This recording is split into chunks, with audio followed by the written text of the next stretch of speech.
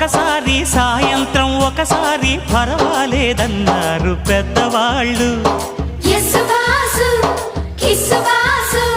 సావిట్లో ఒకసారి సందిట్లో ఒకసారి చలి కాగాలన్నారు చిన్నవాళ్ళు. కొక్కరో బంగారు కోడి ముద్దడితే ముదిరింది వేడి. పిల్లగో చూశాని నాడి అదిరింది కన్నెబాడి. గుట్టుగా దోపిడి చెయ్యనా గుమ్మడి తాళలేను తీపి రాపిడి.